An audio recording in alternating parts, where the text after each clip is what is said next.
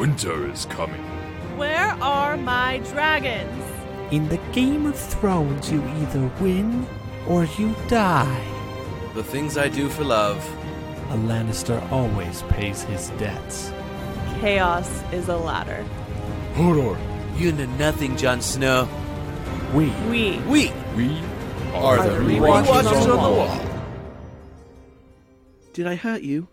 No, you were lovely. It all happened so fast. Yes. I was worried maybe I hurt you. It sounded like I hurt you. But this is all I want to do every day for the rest of my life. Thank Little you. Tommen got laid! Oh, wow. Thanks, I hate it. I like how they go from, like, they're not really... Tommen's not old enough to get married last season to, like, they're going to have to do it. Yeah. And it's like that actor's like 14 and Marjorie's like 31 or 32 when they film this. And they're just like, look, this is going to be a little weird. We're going to work around it, but we have to imply that you did it. And there's going to be some pillow talk afterwards, and it's going to make everyone real uncomfortable. I mean, going to gym class as an adolescent was hard enough. Can you imagine?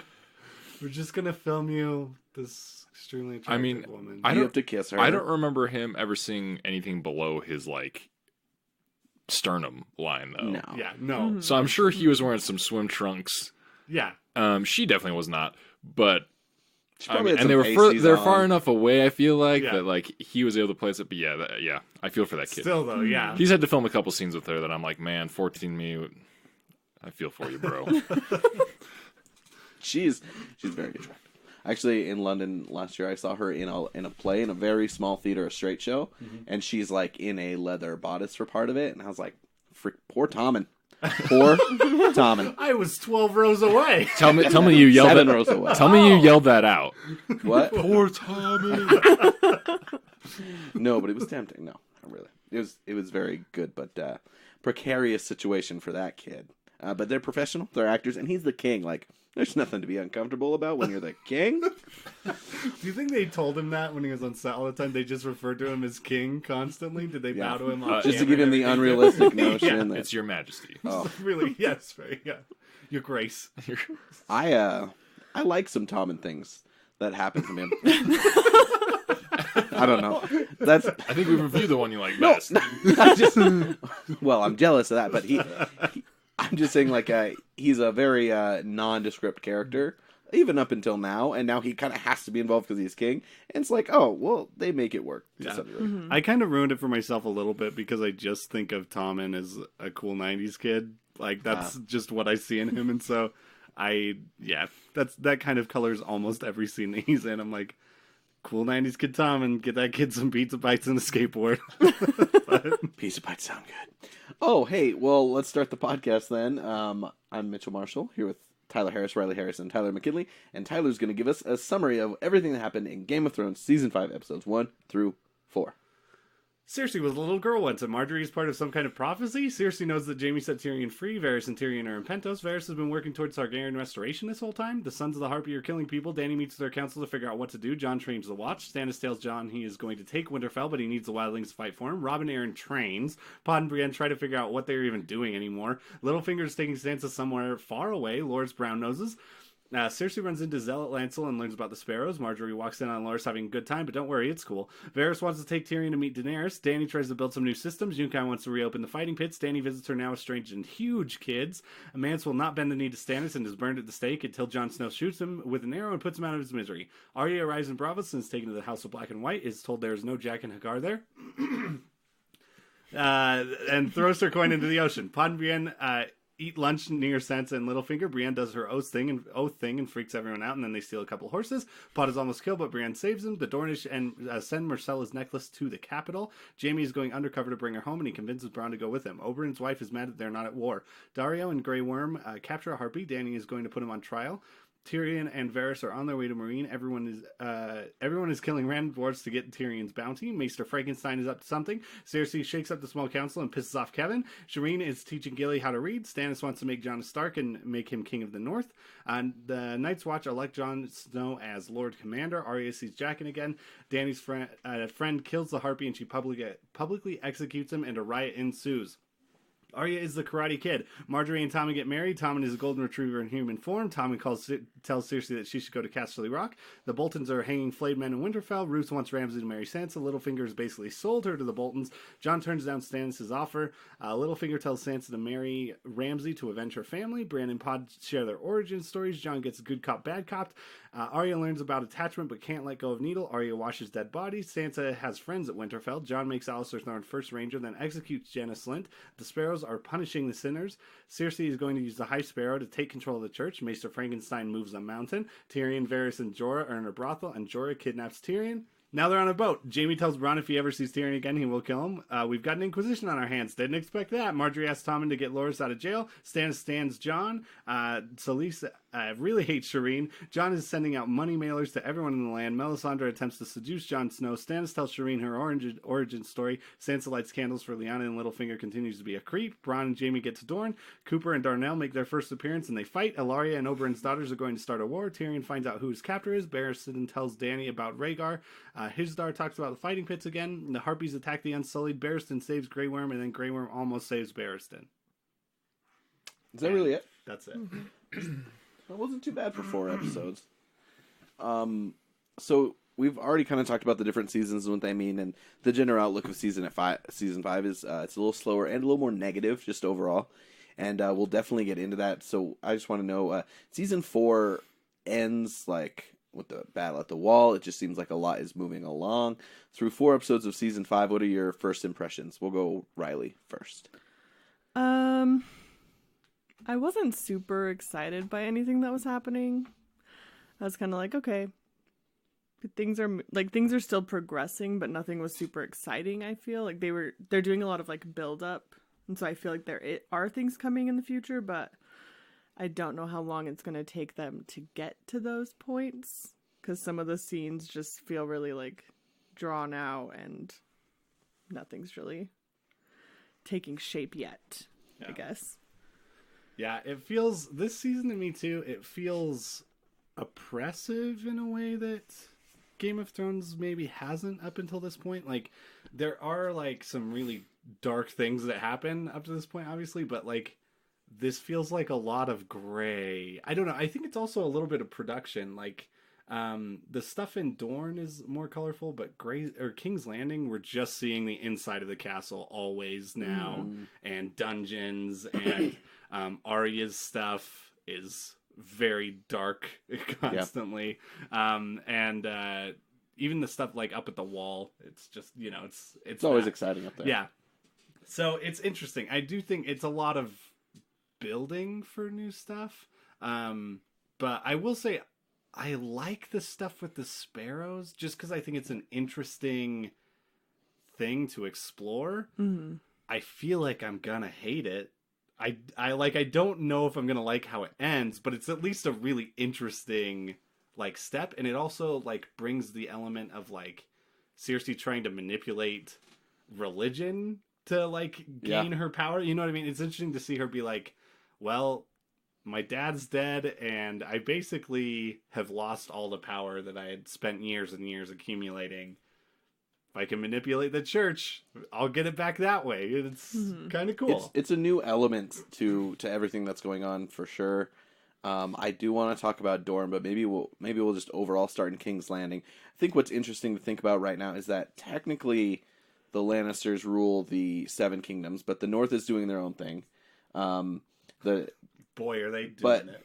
It just seems like no one is really ruling right now. Yeah. Mm-hmm. Like, I don't know the appeal of the throne when there's just there's not necessarily active warring, but there's so much discontent.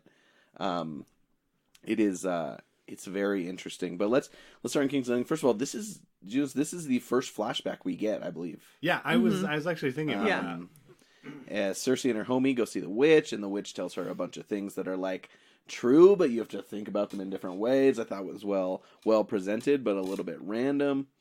But it was cool. Yeah, it is a weird choice. I think it's an interesting way to start a season. Yeah. And I wonder if that's like, excuse me, kind of the reason they chose to do that was to just start the season off in an interesting way. Like, it is a great hook. I don't know how much it taught us about Cersei, but like it does, that prophecy like clearly sort of references Marjorie or any other woman in Cersei's life between the time of that prophecy and now. You know what I mean? It is very general. But yeah, blood magic. That's more blood magic too. Yeah, so. a little more real magic going on in the world. I don't know how much we want to go into it. I remember seeing this for the first time and realizing they are leaving out a very major answer from the book. I think it would have given too much away. Yeah. Honestly, I kind of skimmed past this when it first happened. I didn't read into it very much. But it's also, it's also, like you said, it's one of those things that's like, on the surface it could be one thing, but if you dig deeper, it could be something else. Yeah. And I don't know, that's the most interesting part about that sequence to me is just knowing Game of Thrones and all the misdirects. It's like, okay, what things can I take at face value in this sequence, and what things do I have to think are being subverted? Yeah. Right.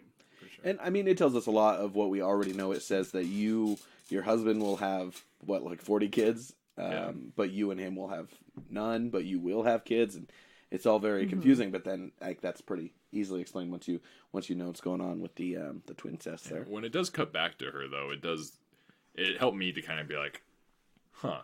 I think she's had this in her mind probably the whole time throughout everything we've seen, and gives kind of a new perspective on those past events and things going forward on what's going on in Cersei's head, I feel like. Yeah, for sure.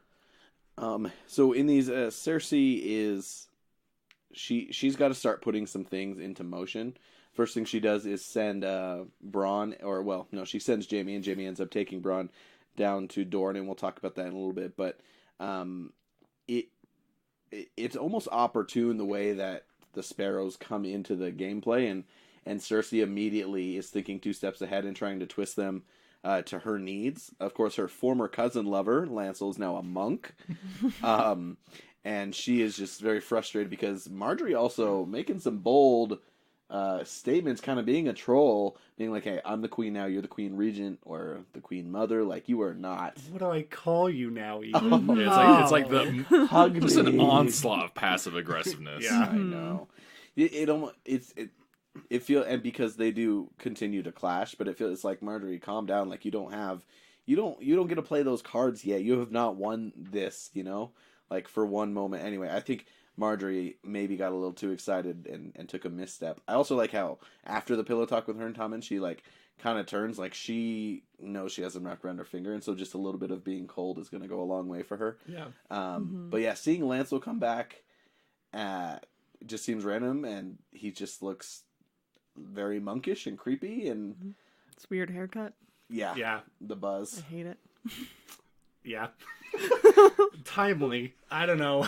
Felt timely. Yeah. Dudes with dumb haircuts are always dicks. Everywhere, apparently. That's all I'll say about that. It's like anyone named Chad. You just know good things aren't going to happen. Yeah, but that stuff is all interesting. It feels like that ties kind of it kind of ties the religions of Westeros into a like more familiar package, because we hear about them all the time, but really I feel like the only people that we've seen that are like, yeah, I'm actually doing this because I sort of believe in it, are all the red priests and priestesses, and in some cases who they're following. Which that reminds me, is Beric Dondarrion just gone forever? Like, are they just done? We haven't seen them in a long time, and I was thinking about them the other day, and I was like, I don't know what they're doing, but I want them to go kill the Boltons or something, because they're assholes. They're still dicking around in the woods. Okay, yeah.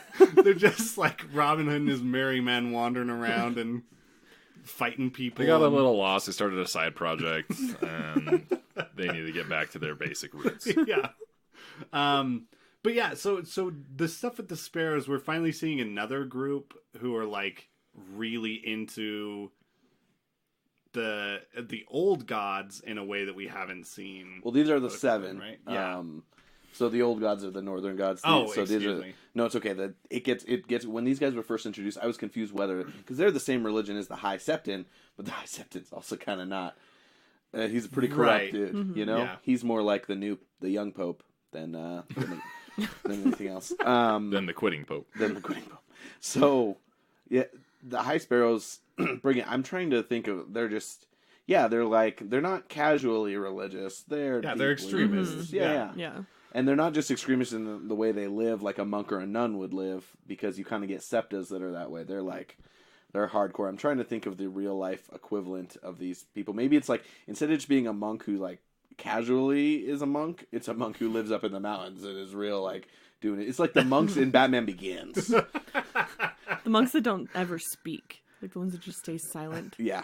Yeah. You know, And then just like hide in the that shadows and extremist. stab people who swore. Yeah, and then I think the most kill important everyone. thing is that like the High Sparrow is doing something fairly manipulative, but seems to maybe actually believe in what he's doing and being genuine. Yeah. But like his dudes are doing some messed up stuff. Like how I don't understand how they don't see it as hypocritical.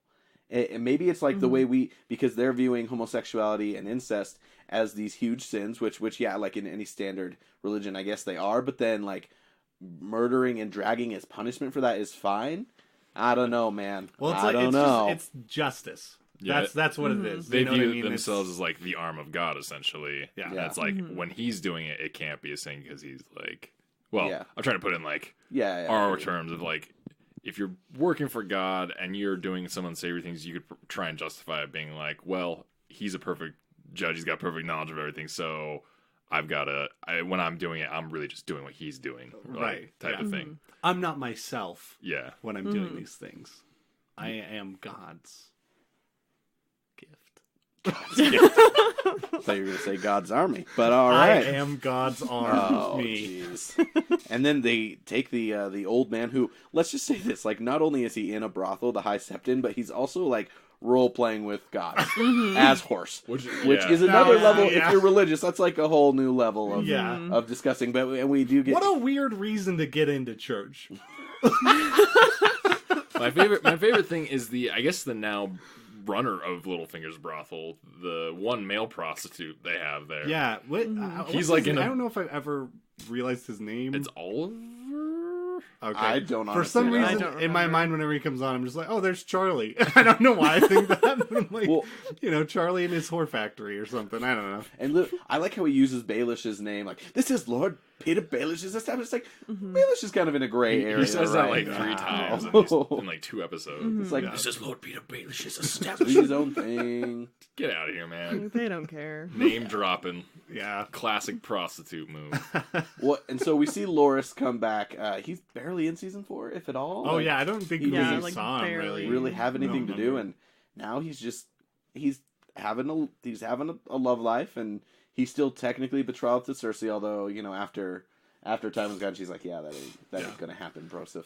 It's funny because we've talked a lot about how dope Mr. Martell is. I feel like Loris really is. It's kind of a like father like son situation. Yeah. He's like, I just want to hang out. I just let stuff happen. I just want to hang out and do what I want to do. I just want to bro down, Yeah. literally, and Listen, I want to fight in tournaments where it's safe. not that dangerous. Yeah, and just bone down all day. Yeah. That's all I want to do. I'm sure I get it. I'm as dumb as my dad, but I'm just better at fighting. Yeah, And exactly, gayer. for sure. Yeah, and yeah. Well, I mean, we don't know. Yeah, we're don't not quite sure. Mr. Martell's sexuality is undetermined. Mr. Tyrell, this by the way, he's the master of ships, and all of a sudden not Martell, Cersei's damn like, it. Yeah, Tyrell. for some I reason know. they're nothing alike. But Yeah, I when you always said that- Their I'll get names them are mixed so up. similar. It's just the homophony in my mind of like, yeah. but he's the master of ships, and then she's like, oh, you're also gonna be master of coin. Now go off to Bravos and just get more money to borrow. Yeah. He's like, okay. And he's like, we could lend the crown some money, and if we don't pay it back, I'd have words with my daughter. And it just like doesn't land with anyone. Everyone's like, no. There's a Mr. Tyrell is evidence that there's room for a sitcom in Westeros. Yes. somewhere. I would watch it. The Tyrells. Oh yeah. Oh my god. Oh, and the best Tyrell, the hottest Tyrell, didn't come back for the wedding. What? That doesn't seem realistic for Was me. she not at the wedding? She was not at the wedding, Oh, right? I didn't even. Oh. Yeah, because realize she shows that. up later. And, Yeah, well, 'cause she spoiler just alert, comes- she shows up later. She's not dead yet. She was weird. over it. She didn't want to be in King's Landing anymore. Yeah, she Fair enough. she hates it. She had to lie low, man. But we do She just get committed. That's Yeah, true. she She did just also committed not regicide. Yeah, she was involved in all that. Kevin is here, and I mean that not in, there's not a Kevin in this room where we're speaking. There's a Kevin in King's Landing because, like all the names in Westeros, his name is Kevin. You know, I feel like the name Kevin is just there. It's like, you know, some people might be feeling a little disconnected from the world of Westeros. We need to throw them like a familiar bone. How about the name Kevin? But we'll That'll be spell it something really that people weird. can grab onto. Yeah, It's like you we'll get spell it differently, but say it the same. This isn't Everyone a will producers feel good. meeting where Macaulay Culkin was disguised giving this advice. What if we got in Kevin we in got to there? keep the name. Kevin's been in a lot of network sitcoms Oh, recently. really? There has been I like don't think I Kevin remember his Saves the face. World and Kevin Can Wait. Oh, the Um, name Kevin. Gotcha. Yeah. Even Yeah, the actor like, that played just him. ran- He's also the bird in Up. Yeah. We had a bird named Kevin for a while. Yeah, and then our Wow. other bird murdered it. It was No, just Kevin, like Game of Thrones. Kevin Or murdered the other murdered? bird. Yeah. Why did we give him that name? Game of Bird Cages. Oh man, Game of Cages. Yeah. So Kevin's Oh, here. Great. Here's Nicolas what I'll Cage. say about Kevin. It's like at least a shade of Tywin where it's like, oh, we have a responsible adult in the area, but Cersei, he also does not give in to Cersei's shit. Like, Yeah. he reads right through it. He's like, if you need me, I'll be at my huge castle. Yeah. See ya. He's like, also, I don't want you to need me. I want to talk to Tommen because you're not him. Yeah. Cool, dude. I mean, I get it. No, yeah. I mean, I'd rather talk to like a 14-year-old skater kid than that bitch any day. But I'm at a point in my life where it's about equal for me. I feel like I could go either way. The other thing going on, and we'll talk about Tyrion later, but Cersei is like having dwarves killed because she's like, if anyone sees Tyrion, Right. I'll pay you for him. So someone just drops the dwarf head on, and she's like, that's not him. Get it out of here. Yeah. And then, of course, Qyburn's like, Oh, excuse me. could I get that head? Did you? Oh yeah, that's. Yeah, You were that's a were you clean gonna? cut, clean cut. Do you need that later? I'll take it. I I mean, got if, I mean, if you don't want it, like if you're not gonna use it, I I'll couldn't do Yeah, anything I with am. it. I am so stoked to see the weird shit is happening in King's Landing. Like basically, it's turning into like a Victorian horror movie slash weird like 70s Inquisition drama. Like it's so bizarre, and I don't know. It's interesting. It's totally different from what we've seen the last few seasons. It is. I like. I mean, it's a direct. Tywin's gone, and now there's all this discord. There's this marriage that needed to happen, so it happens. And now Cersei's trying to be ahead, take control. We have a new element, but there's it's a whole lot of sporadic. This thing, Marjorie like isn't actually doing anything at this point. She's taking some shots, Yeah. and then she's turning more reactive. I like when Tommen goes, "Aren't you and Mother getting along?" It's like, dumb kid. Insightful They're little not getting twat. Poor along. stupid child. Go back to skateboarding. He really is a dumb airhead skater. Aren't you and Mother getting along? Ding. Oh, my hot pockets. Hold up. Sir Pounce, do you want some Hot Pockets?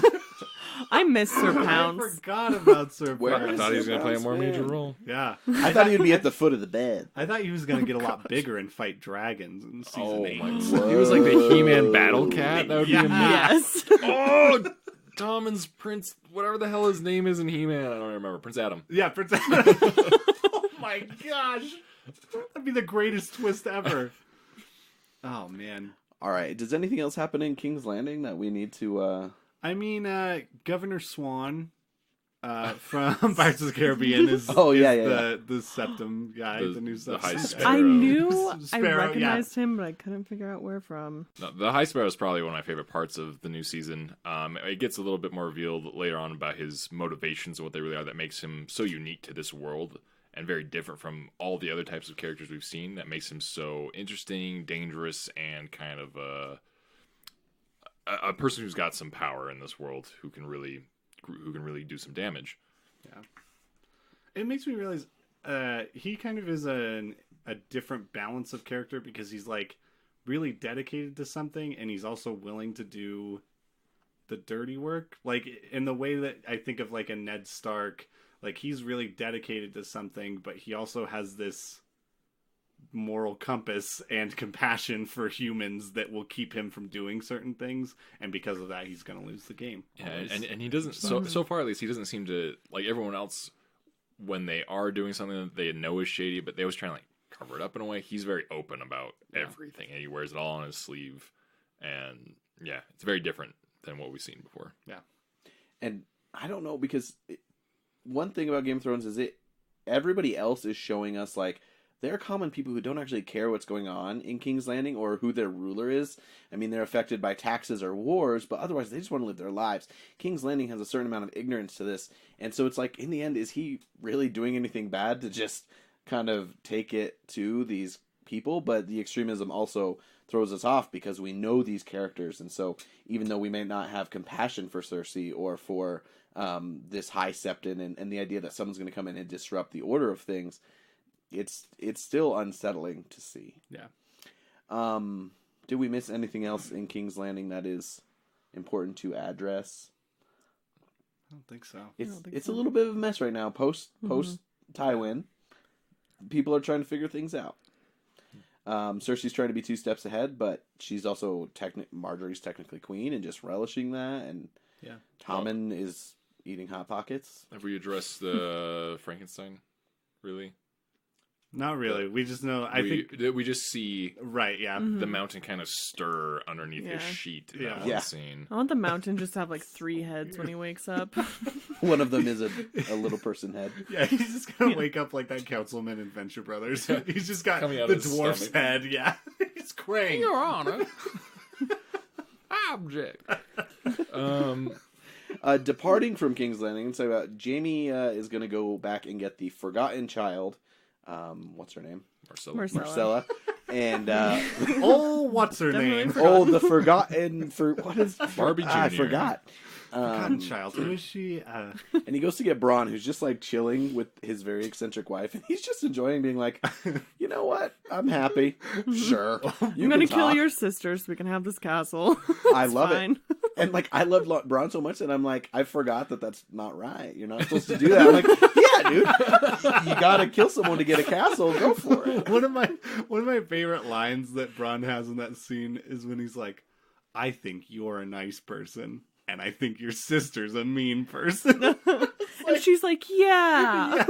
Well, she's described as a half-wit, but in this she just kind of seems to be like a foolish, silly talker. It's pretty good. Yeah. So let's go to Dorne. Let's not do it. There's a lot of hate for Dorne. Dorne is. Yeah. What do you think about Dorne in the books? Are you more interested? Yeah. In Oh, it? I'm way Dorne in the books. I love that. It's very different how they handle that storyline. I won't go into it. Just know that it's better and actually good. They had to simplify it for the show. I mean, there's like the Sand Snakes? They show up in these in episodes, don't they? Yeah, is that his daughters? The three girls. Oh, yeah. The three girls who are so edgy. Yeah. And, well, like that's a cool idea. Oh yeah, like it's the seed. That's the thing about with a lot of the stuff in Dorne is like I see a lot of seeds for stuff, but also some of it just doesn't hit me because I don't know enough. Yeah. You know what I mean? Like there were some things that I kind of picked up on, but like I don't know. Alaria seems pretty. Is that her name? Alaria Sands? Alaria? Oh is yeah, that her name? I never remember her first name. Okay. I'm pretty sure it is Alaria. I feel like I had to look that up, and it's just stuck in my mind. But yeah, that stuff with the 3 daughters and everything is really interesting and cool, and like kind of more of what I want to see is I want to see like smaller groups of people just stirring shit up. Yeah. But yeah, They're all very angry that the Viper, whose name is I'm so bad at this. Oberyn is dead, and they're like, and Oberyn Tyrell. Just kidding. It's Martell. I know. I believe you. Again. But so in the past, Dorne's protected by mountains, so they were not really roped into the Seven Kingdoms thing when the Targaryens took over. Oh, scary. I thought you were referencing I was boobs thinking at first, of but Oh. Multiple the mountains. Oh, Just, my. yeah, that too. I was yeah. like, the Tetons? What? Oh, boy. But then I got you. I'm on track now. So they call their leaders like the prince. Like they kind of consider themselves a little bit Texasy and independent because they only got they're only part of the Seven Kingdoms by marriage. They kind of got they worked their way into a little bit more power and so you can see that everything's different. We already knew the culture was different, but now we're actually seeing it firsthand. It's beautiful. This is all shot in Spain. It's definitely supposed to have more of this tropical feel. I don't hate it like most people hate it, but there is a frustration with where this goes. But the bottom line is Oberyn's brother is a cripple who's not ready to just jump into anything, whereas Illyria and the Sand Snakes all want revenge. And Bronn just makes whoever he is with that much better. Him and Jaime immediately have a fun connection. And like that's all we really get from Bronn in these. Like, we don't get a lot of exposition on the Sand Snakes other than that they're all like the bastard daughters, and they each have a different weapon that they're really good with. Yeah. I mean, and there's gonna be some fights in sand. I will say, after all those good fights at the end of last season, like Brienne and the Hound and everything that happened at the Wall, that fight, the first fight down in Dorne, is a little lackluster. Oh, and it gets worse in the next set of episodes. Oh, good.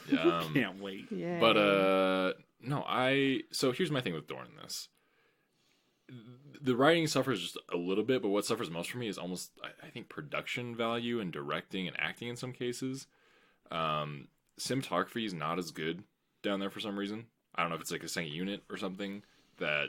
I wonder if they just straight up shot another group over and was like, hey, you guys are going to take care of all of this. And it doesn't feel as good to me, and especially when things start reaching their climax there, it's not shot and edited in a way that I feel invested in, connected in, and really intimate at all. And man, I hate those Sand Snake girls. I love the idea of them. I hate how they're acting. I don't like how they're directed.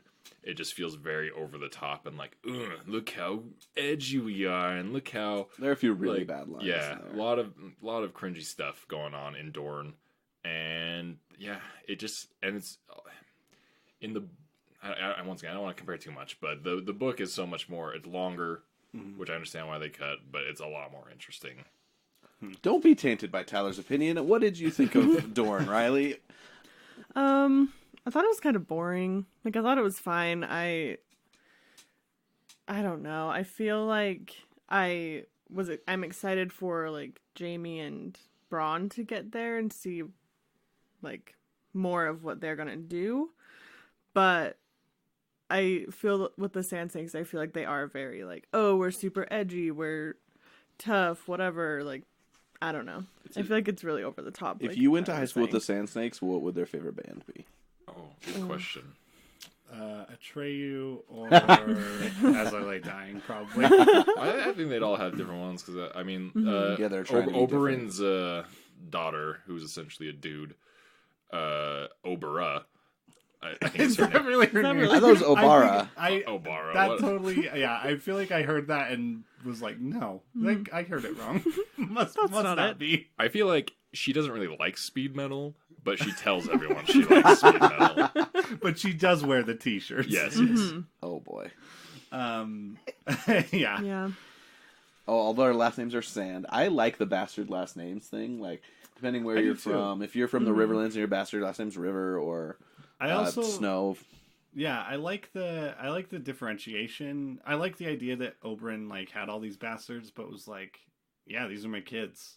Suck it. You know what I mean? Like, he was like very open about it and like still involved with them. That's like a cool thing too. The opposite of King Robert. Douchebag. Yeah. Yeah. Yeah. Oh boy. Speaking of those bastards, I hope Gendry's okay. Yeah. Is he just in the ocean somewhere? He's just Tom Hanksing away on some island. Yeah, did you guys miss the post-credit scene? He just froze. At the end of every episode, they just show him run. Oh, I thought you said he just froze. I was just imagining Jack Nicholson at the end of The Shining. Yeah. But Gendry in a boat. No, he's just rowing along. Just out there.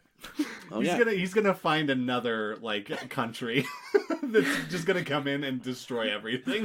Earlier this week, I was looking at the map a little bit closer of Game of Thrones, just because I like to sort out in my head. I texted it to you guys. No, that was great. I was glad Yeah. you sent that because it was really good to like see everything in perspective. I was reading about, because you get to really idea of like, oh, Karth is way down there. The free cities are actually kind of far from each other up and down. Then here's Slaver's Bay. We get to see Old Valyria, which we'll talk about here, which is really cool. But there is a southern continent that's like random, and apparently it's just like full of jungle and like deformed tribes and craziness. But what if Gendry's just going to show up? And I guess I just spoiled that he doesn't, that I know of. But it'd be cool if he just hit this random jungle landmass. What if season 8? Yeah, yeah. it's just 6 episodes of Gendry surviving. And then he just shows up at King's Landing and we find out who won. Yeah. And then that's it. He's like, The I'm end of the back. series. Who are you? They do just like a How I Met Your Mother ending. And where then he it's just opens- 6 episodes that all take place on the same day. Yeah. And then it's over. Then the last episode just blows everything that they did in those 6 episodes up. Yeah, exactly. Then he just opens his blacksmith shop in Flea Bottom again. Yeah. Goes back to what he knows. Just goes back. It's just him walking through King's Landing looking at how different everything is. And then he sees the blacksmith shop, picks up a hammer, looks at it. And then just like right before he Yeah. strikes, cut the Dun, black. dun, dun, dun. No, it goes, ba, ba, ba, ba, ba. All right. I'm glad we got a Gendry update. Now let's talk about Bran. Yeah, Bran. I guess Where's Bran? Just kidding. I'm not picky. Who do you guys want to talk about next? Let's go with let's go to Tyrion. Tyrion. Yeah. Tyrion's in Essos. Yeah. Yeah, one of my favorite reveals is that Varys has been a part of this like Targaryen restoration thing this whole time. It's kind of cool to think about all of his stuff in that perspective, where it's not just it differentiates him from Littlefinger for me in a big way, where it's like he's not just kind of going with the flow. He is doing that, but he's also like furthering this very specific agenda through all of that, which is really cool and interesting. Oh yeah. Is Illyrio actually in these, or they just add Illyrio? No, he just add his So house. we knew Varys and Illyrio had been talking. Illyrio, of course, was watching over. What's her name? Danny, one of the main characters. Mitchell. He's the guy from like the very first episode. Yeah, Yeah, right? the guy looks like The- fat Tim Curry. Yeah, he's who I originally. That's what I originally thought Jorah. When I was reading the books, that's what Jorah Mormont looked like. Really, I like that. So He's rich. Yeah, he helped get the Khalasar and Danny connected and everything. But after a time in a crate, it's nice to see Tyrion woke up in like a really nice place. Like he's there, and he's like, "Oh, this is happy. nice," and all he wants to do is drink for the rest of his life. So good Back for to Tyrion. his old self, never changed. Do you like his, Tyrion being depressed and not like in these episodes? He's really just kind of getting dragged along and being unhappy. yeah, I will. I always do. I mean, it's kind of the thing where I'm just interested to see where he ends up. Like I Yeah. think that. I mean, I think for me, the general consensus of these episodes is they kind of tip their hands to kind of show you where a lot of things are going. Yeah. But they take a while to get there in these episodes, which is fine. I get it. But it's still, everything feels a little bit slower. So I'm kind of like, Yeah. I'm wanting to get to kind of the point with everything.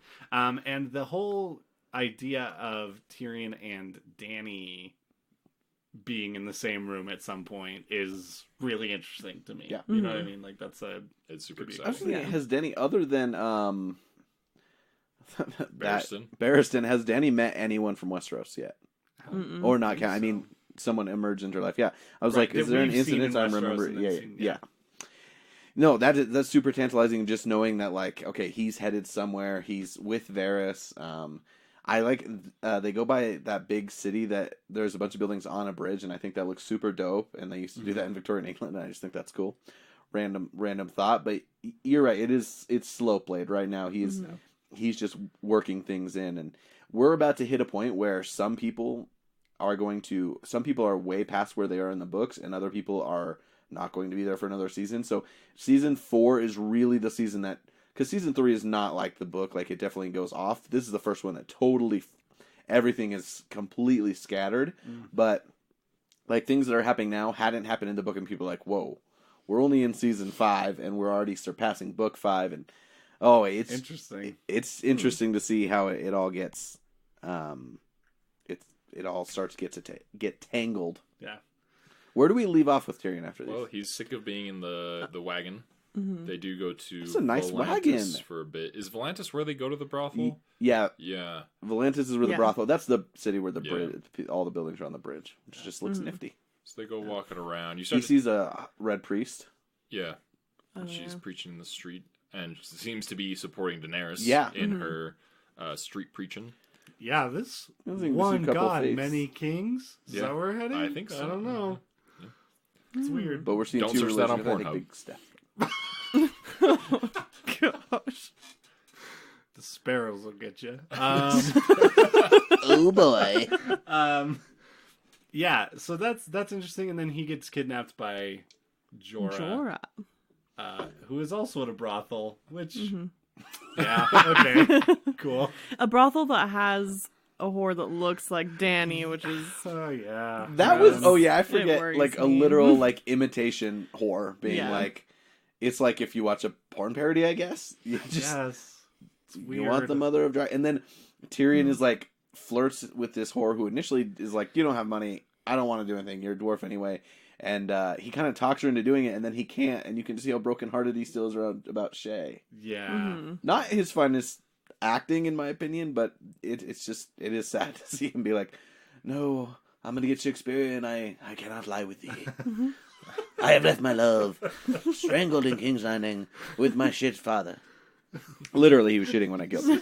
Father. Yeah. He really is. New band name. Shit father. Shit father. Okay.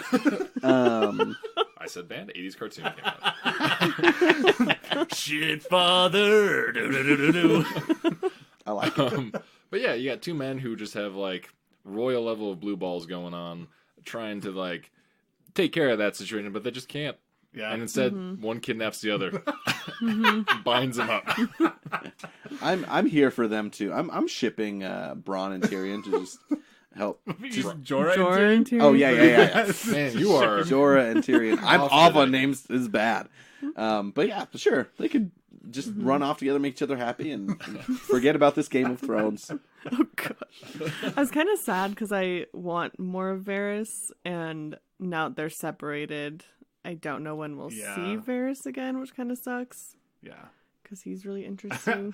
I will say, just seeing Varys like looking around a city for Tyrion, like when he initially can't find him, I think before when he finds he him sees looking at the the- Red Priest yeah. or whatever, like just seeing Varys in that state of like anxiety of like finding someone was kind It's of like fun. a parent looking Yeah. for his child. I lost him.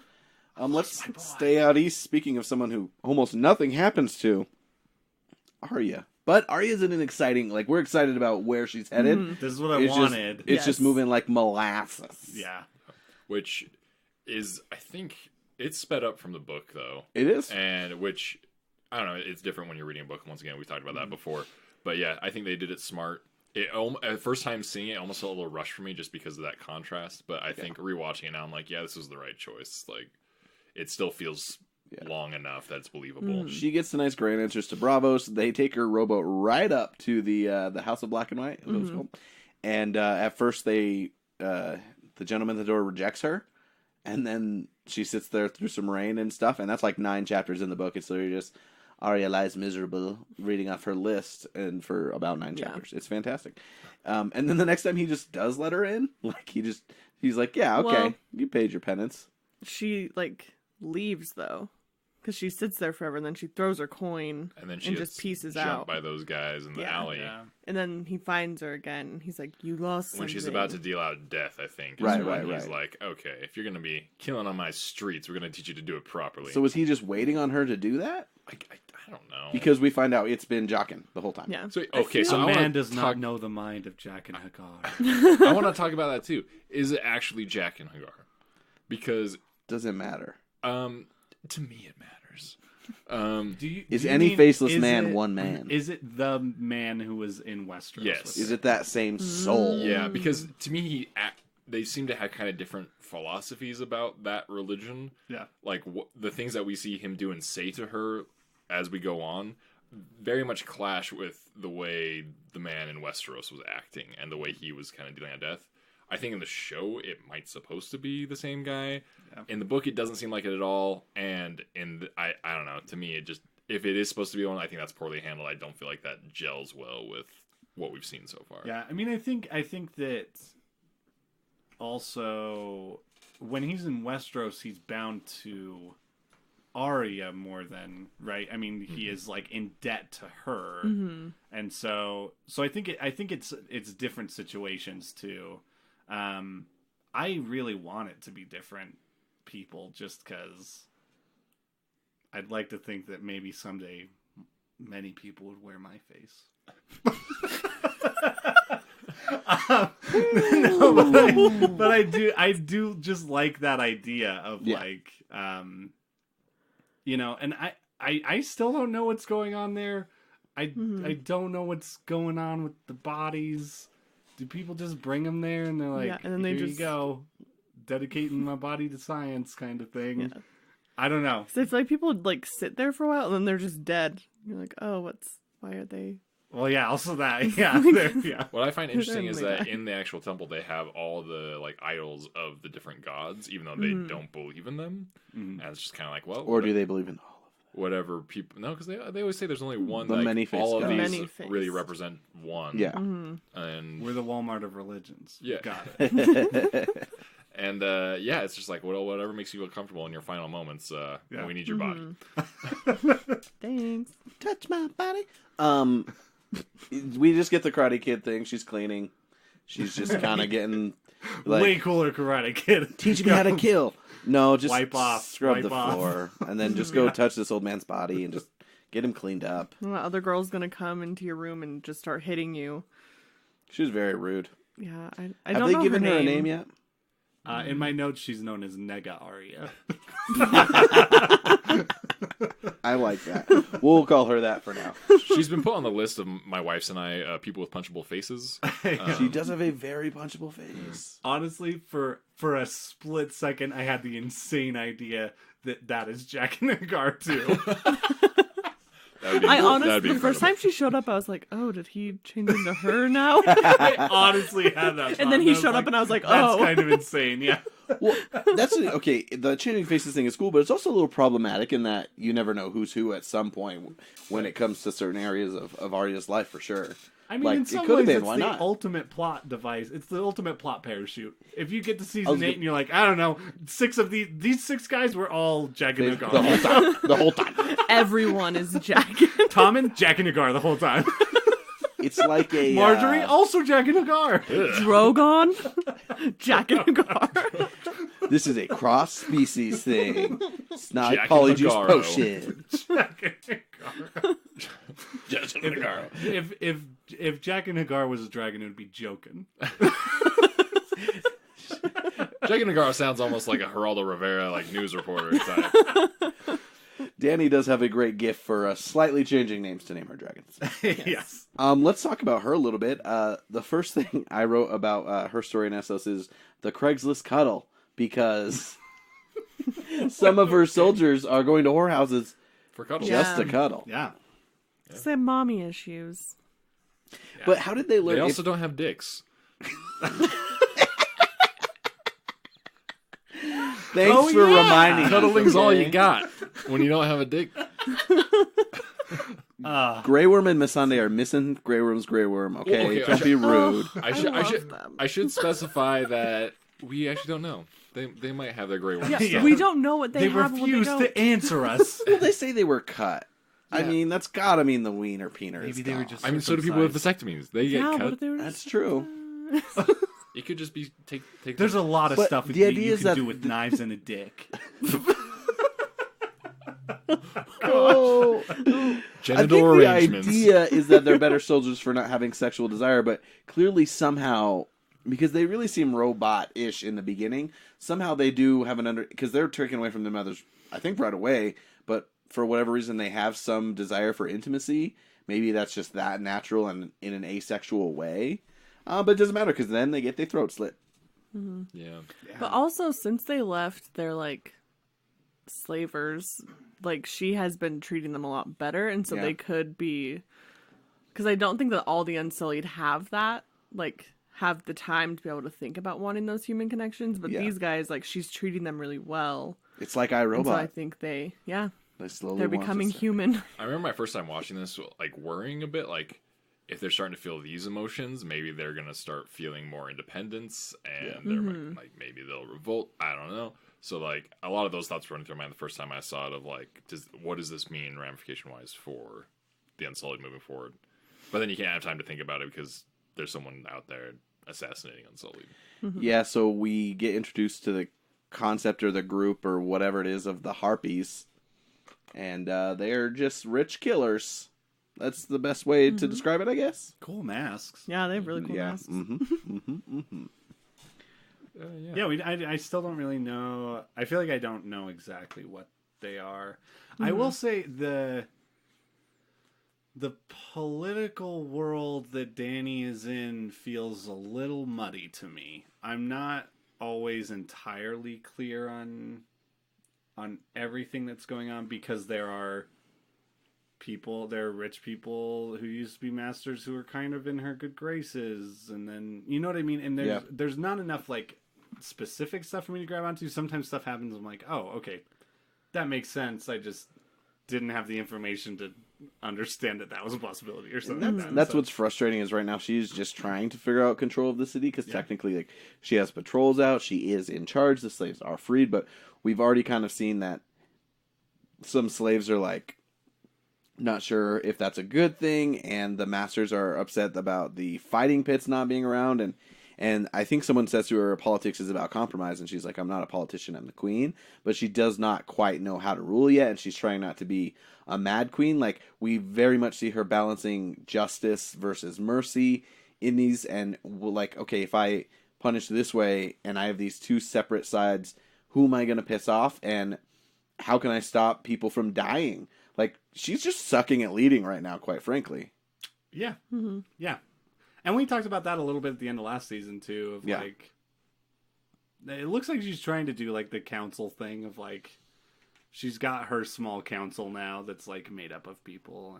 And But sometimes she seems to listen, and then other times she's just like, no, you're wrong. You're an idiot. No. Yeah.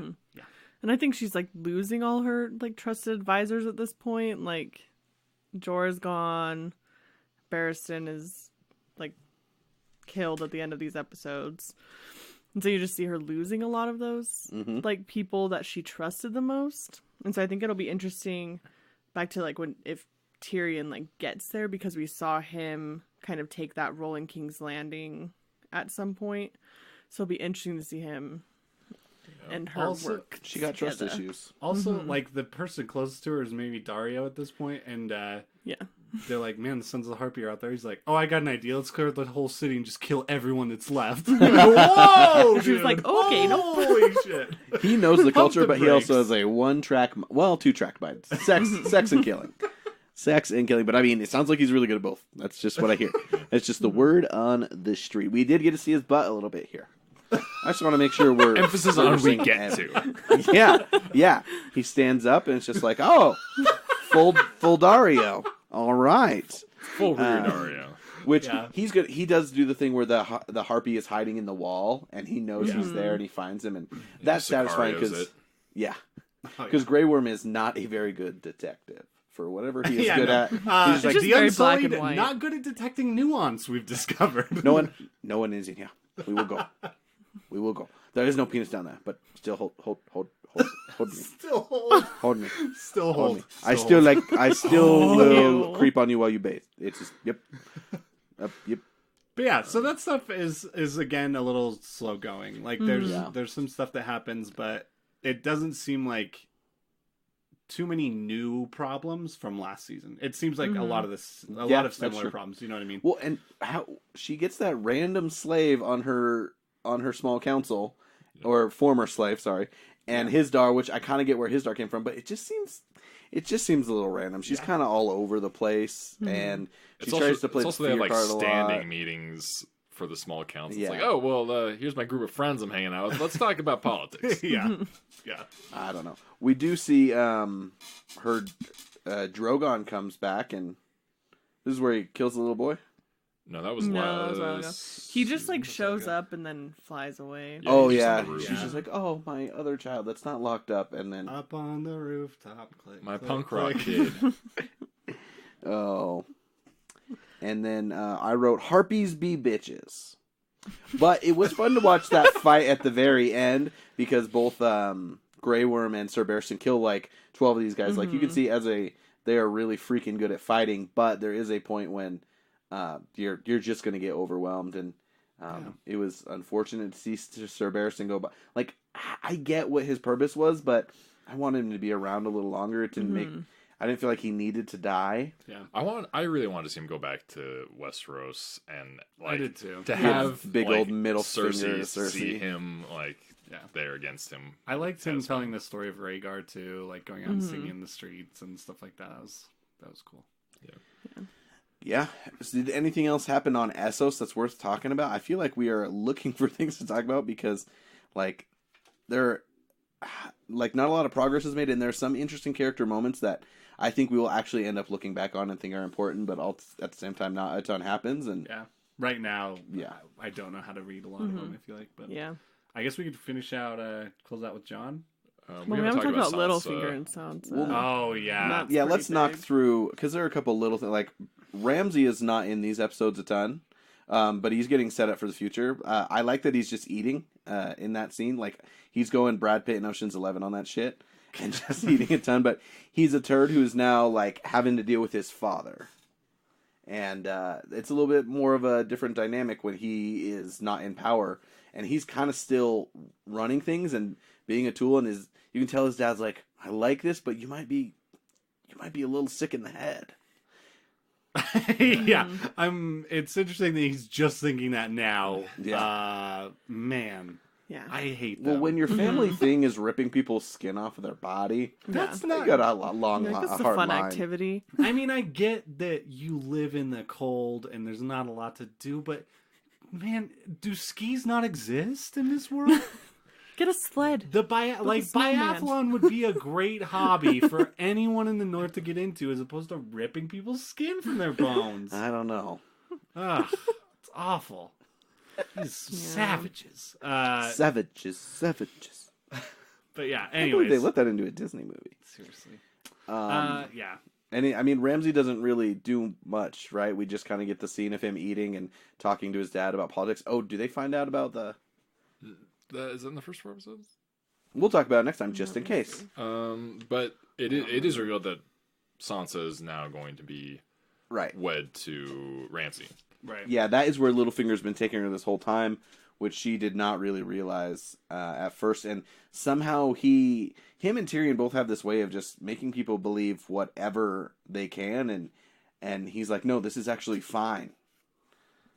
The baby is revealed Okay, in this episode. so we find out that Big Wolda, who he got a lot of money for marrying, is going to have Roos's baby, and you can tell that this causes a little bit of tension, but because Ramsay was just naturalized, technically he is the oldest and natural son, so he does have birthright, but he's already intimidated, and as he should be, because that's the way this world works, and he's a psycho, so why not give your tiny baby the preference? And so we definitely see him being intimidated.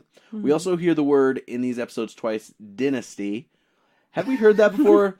Because Littlefinger says dynasty, and then someone else says it, and I'm like, It's when did we Bruce decide Bolton. to pronounce it dynasty? It's dynasty.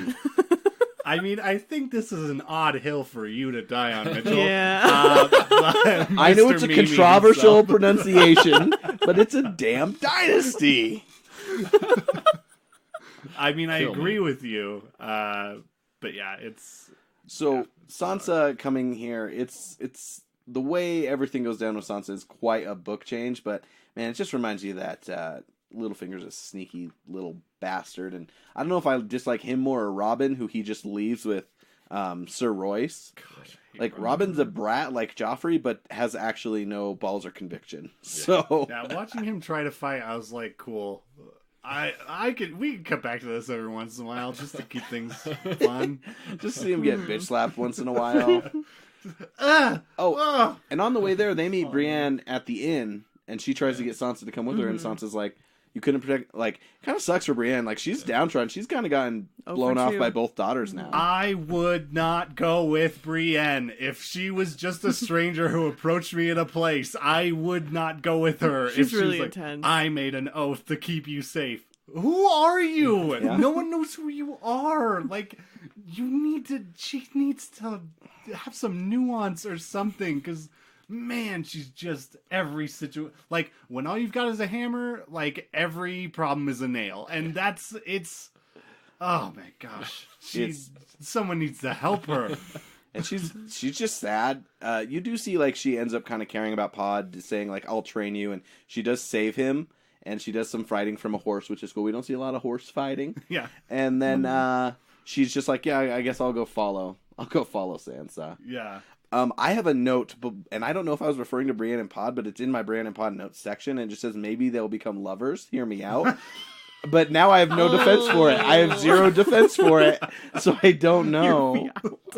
But let me tell you, I do love Brienne, and yeah, she has some personality problems, but she deserves a lover like Pod. I want her to succeed, but In what? anything. She's just...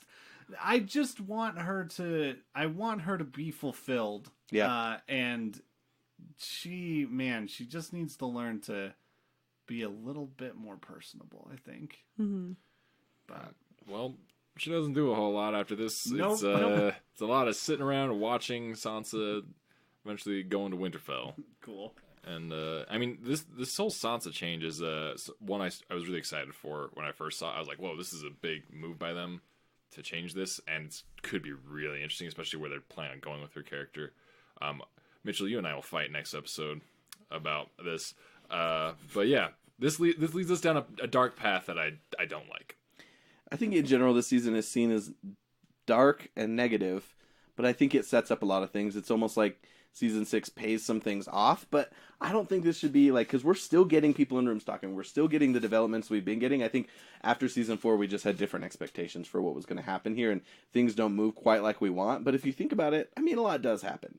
Mm-hmm. I guess we'll do that when we recap the season a little bit, but I like that everyone meets at that inn. I was kind of hoping it would be the inn where Hot Pie was, so we could see him one more time, but whatever. You can't always get more Hot Pies. They left him Hot Pie's behind. at every inn. Hot Pie's the actual Nurse Joy of Game of Thrones. There's a Hot Pie at every inn.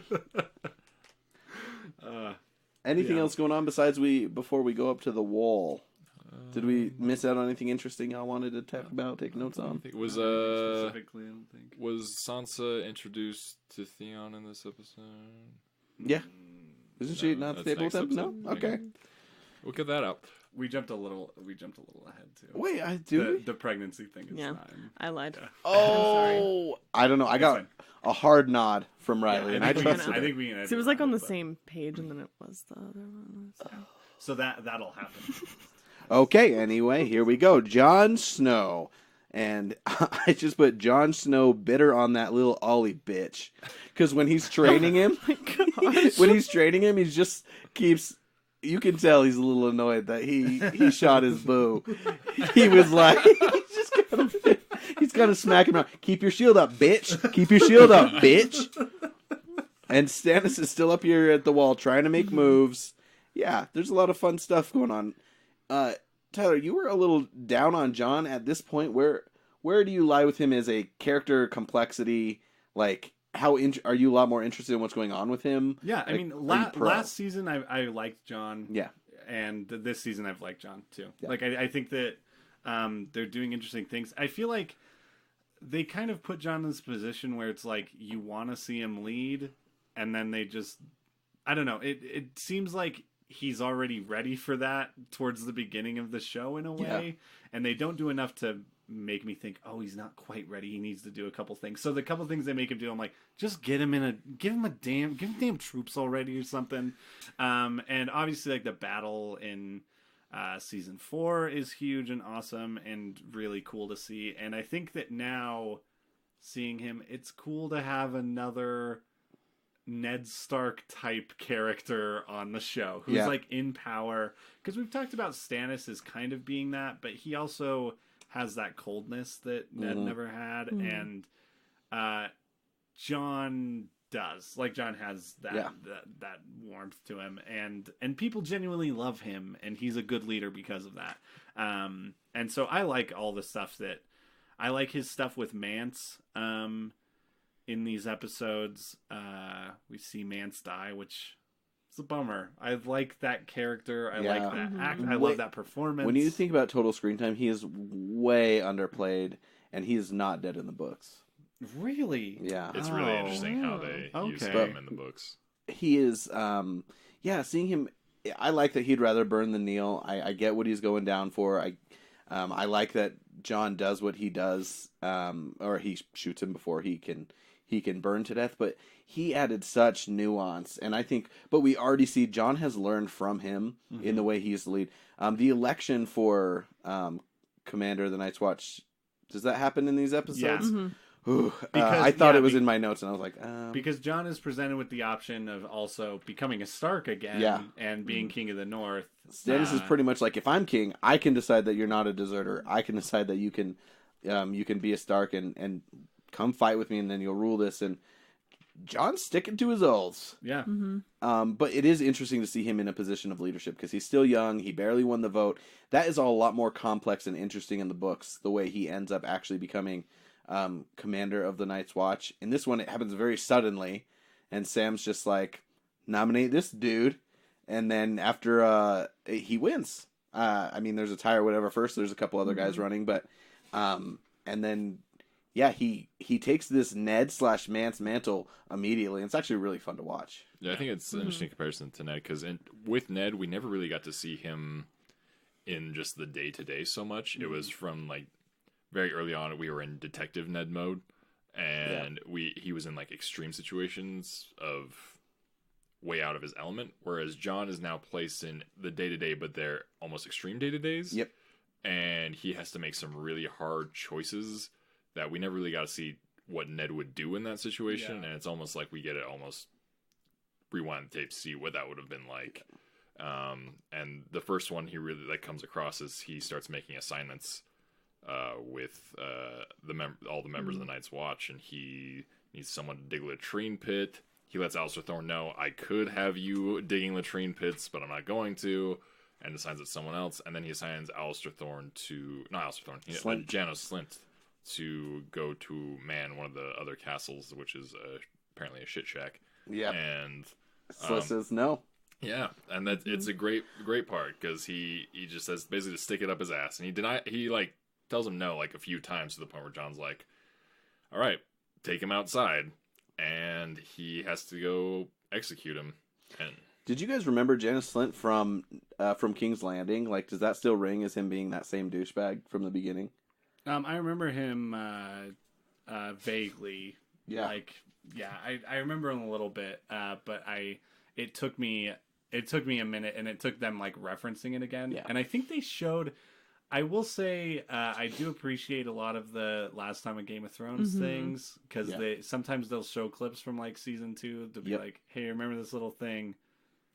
Might be important, That's weird, because I'm watching them on Blu-ray, so I don't get those. Yeah. And so it's nice. Sometimes it's a little much. Sometimes I'm like, okay, just show me a little less. But yeah, it is nice. I think because of that, I kind of remembered those things. But yeah, good riddance. Yeah. No, it was a very satisfying moment, but it also was it was interesting because it was something we wanted to see as an audience, but also feel the kind of dread and wait for Jon and what that means for him. Is there going to be a bad reaction to this?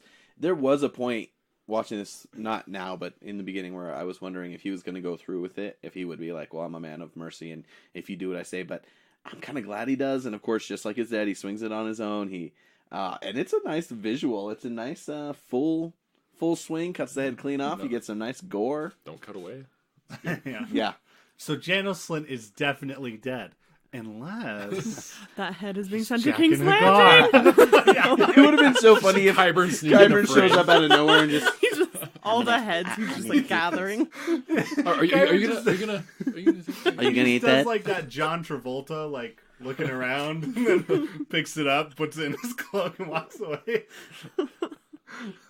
Oh man. There's on the mountain to have so many heads. The mountain is the many-faced god. That would be dope. That'd be so cool. Anyways. Literal many face. Yeah.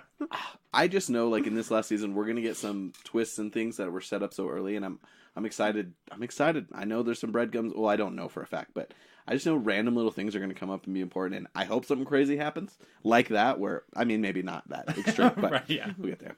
Melisandre, by the way, has kind of been floating in the background, and she comes back in. She's like, "John, you're really important in the future too, and you should do this." And it's just like, it seems like she's been right about things, but it kind of seems like she's changing her tune a little Well, bit. but also she's kind of given us reason to be wary of her, because like when she talks to Solis and is like, yeah, sometimes I give people drugs and to make them see things in the fire. It's like, Okay.